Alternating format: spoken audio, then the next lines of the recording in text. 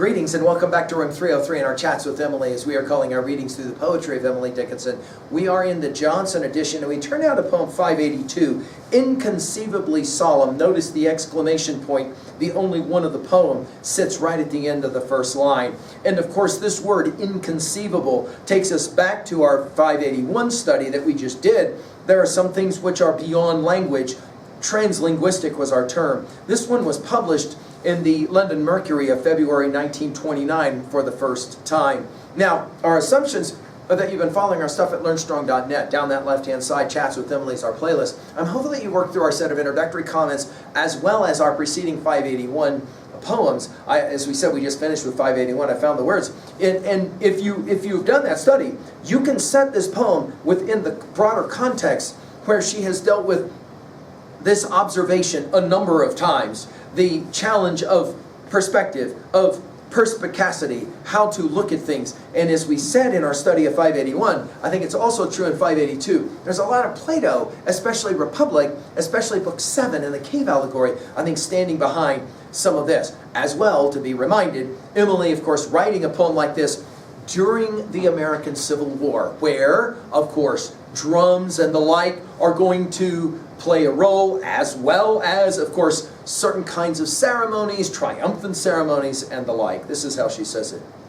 Inconceivably solemn, things so gay pierce by the very press of imagery their far parades, order on the eye with a mute pomp, a pleading pageantry. Flags are a brave sight, but no true eye ever went by one steadily. Music's triumphant, but the fine ear winces with delight. Our drums too near. Now, again, this is just brilliant, Emily, giving us a juxtaposition of things that normally we wouldn't put together, like triumphant music during a parade and a certain sense of sadness. She uses the word whence. It's the only time she uses it in all of her poetry. I think it's the key word of the poem. Notice she begins with inconceivably solemn. That is to say, parades are inconceivably solemn when you look at them the correct way. Things so gay here, meaning, of course, happy. Pierce, by all the P sounds of this poem, by the way. Pierce, by the very press of imagery. In other words, you're looking at a military parade. Think about the power of the Civil War. And that parade is joy-filled. It's gay, it's beautiful music, the drums, all of it. And yet, there's something beneath all of that that leads us to think in a different way about it. Maybe a more solemn way about it. Because people gave their lives so that we could have this parade, this solemnity. Notice, their far parades order on the eye with a moot pomp. Again, back to all the P words. Notice we go from pomp to triumphant. Pomp will take us back, by the way, to poem 98, you'll remember. A pleading pageantry. Pleading will take us back to 223. Flags are a brave sight.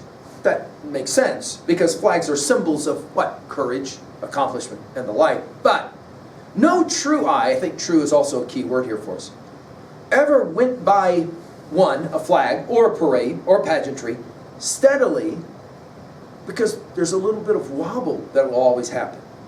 Music's triumphant, but the fine ear, I think the key word fine here, winces with delight. Only Emily could write a line like that. Winces with delight. Our drums too near.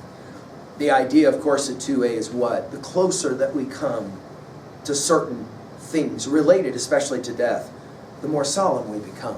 And there isn't any amount of drumming that can somehow transpose us or move us away from our wincing. At 2B, I love the P sounds. This is a fun poem to read. I want you to practice reading it on your own. It's a fun poem to read. At 3A, well, we have to mention Emily's contemporary Woolwood. And no doubt, especially his drum taps poems. Those poems that he wrote specifically about the very topics that we're dealing with here in this poem. We've given full lectures on all of the poems of Leaves of Grass, Deathbed Edition, 1892, at learnstrong.net. We call that series Talks with Wall, and I very much recommend it, especially that section for you with this study. Finally, in 3B, to own a poem like this, when was a time that you found that something that made you happy became something more sober, more solemn, that made you wince. Thank you.